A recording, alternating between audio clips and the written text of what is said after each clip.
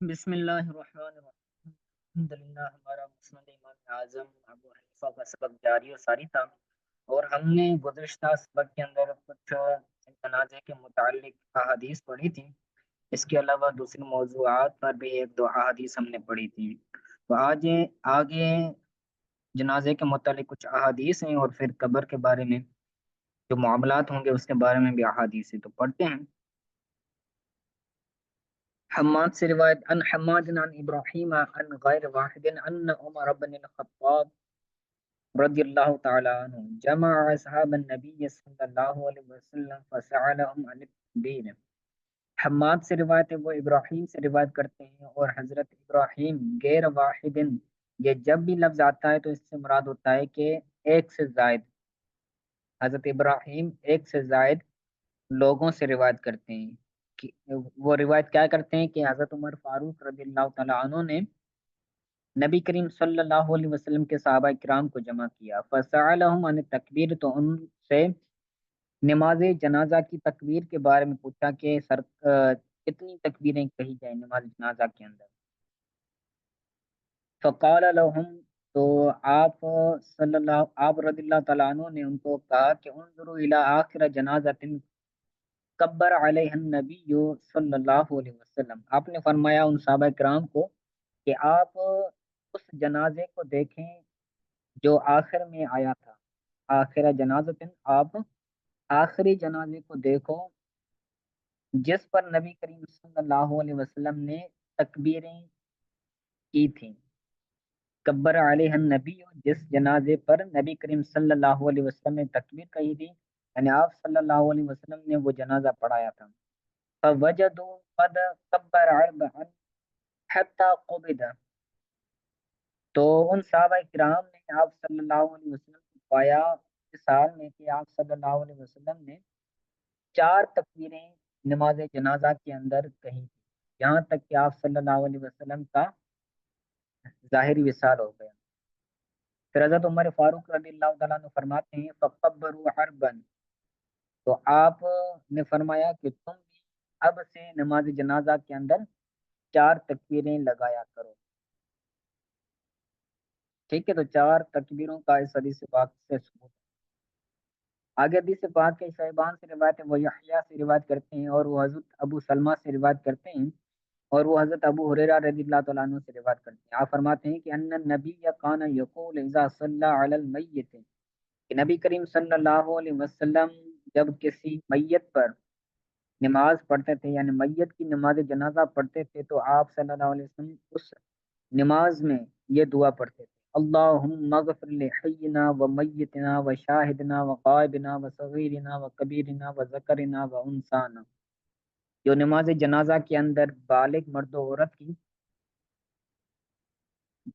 دعا ہے جنازے کی، وہ یہاں پر مذکور ہے۔ ٹھیک ہے، یعنی اے اللہ ہمارے زندوں کو بخش، ہمارے مردوں کو بخش، ہمارے موجودہ کو بخش، جو غائب ہیں ان کو بخش، جو چھوٹے ہیں جو بڑے ہیں، جو مذکر یعنی جو مرد ہیں وہ انسان، اور جو ہماری عورتیں ہیں تمام کی مغفرت فرما۔ ٹھیک ہے، تو نماز جنازہ کے اندر جو دعا پڑھی جاتی ہے اس کا ثبوت اس حدیث پاک سے۔ آگے حدیث پاک کے ان علقمہ، علقمہ سے روایت ہے، وہ حضرت ابن بریدہ سے روایت کرتے ہیں، اور حضرت ابن بریدہ اپنے والد حضرت بریدہ رضی اللہ تعالیٰ عنہ سے روایت کرتے ہیں۔ وہ کہتے ہیں کہ الحد للنبی صلی اللہ علیہ وسلم واخذ من قبل القبلۃ ونصب علیہ اللبن نصبا، کہتے ہیں کہ نبی کریم صلی اللہ علیہ وسلم کے لیے مزار کو کھودا گیا۔ الحد للنبی، لحد سے ہے، لحد کہتے ہیں قبر کو، مزار کو، نبی کریم صلی اللہ علیہ وسلم کے لیے مزار کو کھودا گیا، اور آپ صلی اللہ علیہ وسلم کے جسم اطہر کو قبلے کی جانب سے رکھا گیا، یعنی آپ صلی اللہ علیہ وسلم کا جو ظاہر انتقال ہو گیا تھا تو اس طرح کیا گیا۔ وَنُصِبَ عَلَيْهِ اللَّبِنُ نَصْبًا، اور آپ صلی اللہ علیہ وسلم کی مزار پر کچی مٹی کے یا کچی اینٹوں کو نصب کیا گیا۔ جیسے عموماً ہمارے یہاں جو شریعت کے مطابق جو قبر بنائی جاتی ہے وہ یہی ہے کہ مٹی سے سب سے پہلے اس کو مٹی اس کے اوپر لائی جائے، پھر اس کے بعد جو کچی مٹی کی جو کچی اینٹیں ہیں اس کے اوپر نصب کی جاتی ہے، تو یہی شرعی طریقہ ہے بازار بنانے کا۔ تو بسا اوقات تو پکی قبریں بنائی جاتی ہیں، ٹائل ماربل وغیرہ لگایا جاتا ہے، تو اس طرح نہ کیا جائے تو بہتر ہے، جو شریعت کے مطابق قبر کا کانسیپٹ ہے اس پر عمل کیا جائے تو بہتر۔ آگے حدیث پاک ہے، امام اعظم ابو حنیفہ ایک شخص سے روایت کرتے ہیں اور وہ حضرت سعید بن عبادہ سے روایت کرتے ہیں، وہ کہتے ہیں کہ قال رسول اللہ صلی اللہ علیہ وسلم اذا وضع المؤمن فی قبره اتاه الملک، کہ جب مومن کو اس کی قبر میں اتارا جاتا ہے تو اس کے پاس ایک فرشتہ آتا ہے، فاجلسہ، اور اس کے پاس بیٹھ جاتا ہے فرشتہ قبر کے اندر، فقال مر ربک، پھر اس سے تین سوالات کرتا ہے۔ پہلا سوال ہے مر رب کا، تمہارا رب کون ہے؟ تو وہ مومن ہوتا ہے تو کہتا ہے اللہ، یعنی میرا رب اللہ ہے۔ قال، پھر دوسرا سوال کرتا ہے ومن نبی کا، تمہارا نبی کے کون ہے؟ تو وہ کہتا ہے محمد صلی اللہ علیہ وسلم، یعنی میرا نبی محمد صلی اللہ علیہ وسلم ہے۔ پھر تیسرا سوال کرتا ہے وما دین کا، تمہارا دین کیا ہے؟ تو وہ کہتا ہے الاسلام، یعنی میرا دین اسلام ہے۔ پھر وہ فرشتہ پھر راوی کہتا ہے فَيُفْتَحُ لَهُ فِي قَبْرِهِ،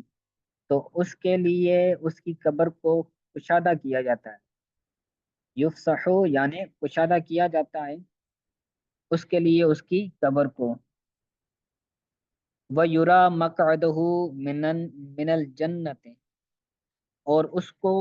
جنت سے اس کا ٹھکانہ دکھایا جاتا ہے، یعنی اس کی جو جنت، اس کی جو مزار ہے قبر ہے، وہ جنت کے باغوں میں سے ایک باغ بن جاتی ہے۔ ویسے تو قبر تنگ ہوتی ہے، اتنی زیادہ کشادی نہیں ہوتی، لیکن جب وہ سوالوں کے جوابات دے دیتا ہے تو اس کی قبر کشادی ہو جاتی ہے، اور اس کی لیے جنت کے مقام جو اس کو ملنا ہے وہ اس کو دکھایا جاتا ہے کہ یہ مقام ہے، یعنی اس کو جنت کی طرف سے ٹھنڈک وغیرہ آتی ہے۔ فیضا کان کافر اجلس ملک، جب بندہ کافر ہوتا ہے تو اس کے پاس فرشتہ آتا ہے، کوئی کہتا ہے کہ تمہارا رب کون ہے؟ تو وہ کہتا ہے ہا لا ادری، کہ ہائے افسوس میں نہیں جانتا، کل مدل ہوا شیء، تو وہ اس شخص کی طرح، تو وہ بھلائے ہوئے کی طرح ہو جاتا ہے، مدل ہوا شیء، تو وہ بھلائے ہوئے یا گمراہ کیے ہوئے شخص کی طرح ہو جاتا ہے۔ فیقول من نبی کا، پھر فرشتہ پوچھتا ہے کہ تمہارا نبی کون ہے؟ تو وہ کہتا ہے ہا لا ادری، نہیں جانتا، کل مدل شیئن، یعنی اس سے ہر چیز بھلا دی جاتی ہے۔ پھر کہتا ہے کہ ماں دینوں کا، تیرا دین کیا ہے؟ تو وہ کہتا ہے ہا لا ادری، میں نہیں جانتا۔ پھر راوی کہتے ہیں، بلکہ حضور صلی اللہ علیہ وسلم فرماتے ہیں کہ فَيُضَيَّقُ عَلَيْهِ قَبْرُهُ، تو پھر اس کے جو قبر ہوتی ہے اس پر اس کی قبر تنگ کی جاتی ہے، یضیق تنگ کی جاتی ہے، وَيَرَى مَقْعَدَهُ مِنَ النَّارِ، اور اس کے اور وہ اپنے جہنم میں جو اس کا مرتبہ ہوگا، اس کا جو مقام ہوگا، اس کا جو عہدہ ہوگا، وہ اس کو اپنی قبر سے ہی ملاحظہ کرتا ہے، دیکھتا ہے، اور اس کو اپنی قبر سے اس جہنم کی جو آگ ہوتی ہے یا اس کا جو عذاب ہوتا ہے اس کو ملتا رہتا ہے۔ فَيَضْرِبُ ضَرْبَةً يَسْمَعُ كُلُّ شَيْءٍ إِلَّا الثَّقَلَيْنِ، تو وہ فرشتہ اس کافر کو ایک ضرب لگاتا ہے، ایسی ضرب لگاتا ہے جس ضرب کی آواز ہر چیز سن لیتی ہے، یسمعہ، اس آواز کو سن لیتی ہے، کل شین، ہر چیز، چاہے وہ حیوانات ہو چاہے وہ دوسری مخلوقات ہوں، وہ تمام اس کی آواز کو سن لیتے ہیں، الا ثقلین، مگر ثقلین نہیں سنتے، تو ثقلین بولتے ہیں جن و انس کو، ٹھیک ہے۔ آگے وضاحت بھی کریں، الجن والانس، یعنی جن و انس یہ اس آواز کو نہیں سنتے، باقی جتنی مخلوقات ہیں وہ آواز سنتی ہیں۔ ثم قرأ رسول اللہ صلی اللہ علیہ وسلم، پھر آقا صلی اللہ علیہ وسلم نے یہ آیت تلاوت فرمائی، یثبت اللہ الذین آمنوا بالقول الثابت فی الحیات الدنیا وفی الآخرۃ ویضل اللہ الظالمین ویفعل اللہ ما یشاء، یعنی اللہ تعالیٰ ثابت قدم رکھتا ہے ان لوگوں کو جو اللہ تعالیٰ کے جو ایمان لے آئے۔ کیسے ثابت رکھتا ہے؟ بالقول ثابت فی الحیات الدنیا، یعنی جس قول پر وہ دنیا کے اندر ثابت قدم تھے، کیونکہ مومن دنیا کے اندر آتا ہے اور اس کو پتا ہوتا ہے کہ میرا رب اللہ ہے، میرا دین اسلام ہے، میرا نبی محمد صلی اللہ علیہ وسلم ہے، تو اس کو جو قول ہوتا ہے وہ دنیا کے اندر کیا ہوتا ہے؟ ثابت ہوتا ہے۔ تو اللہ تعالیٰ قیامت کے اندر بھی اللہ تعالیٰ اس کو اس کی قبر کے وقت جب سوال کیے جاتے ہیں تو اس وقت بھی کیا کرتا ہے؟ اللہ تعالیٰ اسی قول پر اس کو ثابت قدم رکھتا ہے، وفی الآخرت، اور آخرت میں بھی اس کو ثابت قدم رکھتا ہے اور گمراہ کرتا ہے اللہ تعالیٰ ظالموں کو، ویفعل اللہ ما یشاء، اور اللہ تعالیٰ وہی کرتا ہے جو چاہتا ہے۔ ٹھیک ہے، تو اس حدیث پاک سے جو تین سوالات ہوتے ہیں وہ اس چیز کا ذکر ہے کہ بندے سے تین سوالات ہوں گے،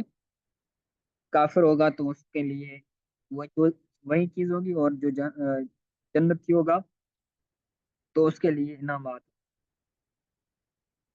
آگے حدیث پاک کے اسماعیل سے روایت ہے، وہ ابو صالح سے روایت کرتے ہیں اور وہ ام ہانی سے روایت کرتے ہیں۔ حضرت ام ہانی رضی اللہ تعالیٰ عنہ نبی کریم صلی اللہ علیہ وسلم سے روایت کرتی ہیں کہ آپ صلی اللہ علیہ وسلم نے فرمایا، فی القبر ثلاث، قبر کے اندر تین چیزیں پیش کی جائیں گی یا تین چیزیں پیش آئیں گی۔ جو بھی بندہ قبر میں جائے گا تو اس کو تین چیزیں پیش آئیں گی۔ سوال عن اللہ تعالی، اللہ تعالیٰ کے بارے میں ان سے سوال کیا جائے گا، پہلی چیز۔ دوسری چیز درجات فی الجنان، جنت کے اندر جو ان کے درجات ہوں گے وہ اس پر پیش کیے جائیں گے قبر کے اندر، کہ بھائی تم جنت میں جاؤ گے تو تمہیں یہ درجات ملیں گے، دوسری چیز۔ اور تیسری چیز جو وہ قرآن پاک تلاوت کرتا تھا، جیسے سورہ ملک کے بارے میں ہے کہ جب بندہ سورہ ملک دنیا کے اندر تلاوت کرتا ہے سونے سے پہلے، ڈیلی اس کی تلاوت کرتا ہے، تو وہ سورہ ملک قبر کے اندر اس کی شفاعت کرے گی۔ تو تیسری چیز یہی بتا رہے ہیں کہ وہ قرات القرآن ان طرح سکن، اور اس کے سرہانے قرآن پاک کی تلاوت پیش کی جاتی ہے، یعنی وہ اس کے پاس آتی ہے اور اس کی شفاعت وغیرہ کرتی ہے اور اس کو دلاسا دیتی ہے۔ ٹھیک ہے، تو یہ تین چیزیں ہیں جس کو بیان کیا گیا کہ یہ قبر کے اندر ہر مومن کو پیش کی جائیں گی۔ آگے حدیث پاک ہے، علقمہ سے روایت ہے، وہ ابن بریدہ سے روایت کرتے ہیں اور وہ اپنے والد حضرت بریدہ سے روایت کرتے ہیں۔ وہ کہتے ہیں کہ خرجنا مع النبی صلی اللہ علیہ وسلم فی جنازت، تو یہ جو حدیث پاک ہے اس حدیث پاک کے اندر یہ مذکور ہے کہ نبی کریم صلی اللہ علیہ وسلم اپنی والدہ کی، حضرت والدہ ان کی حضرت بی بی آمنہ رضی اللہ تعالی عنہا کے پاس آپ صلی اللہ علیہ وسلم، ان کی قبر کے پاس آپ صلی اللہ علیہ وسلم جایا کرتے تھے۔ ٹھیک ہے، اس کے اندر شفاعت کا ذکر ہے کہ آپ صلی اللہ علیہ وسلم نے اپنے رب سے شفاعت کے، اپنی والدہ کے لیے شفاعت کرنے کے لیے آپ صلی اللہ علیہ وسلم نے عرض کیا اللہ تعالیٰ کو، تو اللہ تعالیٰ نے منع فرما دیا۔ ٹھیک ہے، تو یہاں پر آپ یہ بات یاد رکھیں کہ شفاعت اس بندے کی ہوگی، علماء اکرام فرماتے ہیں کہ جو بندہ گناہ گار ہوتا ہے، جیسے نماز جنازہ دعائے مغفرت ہے، تو جو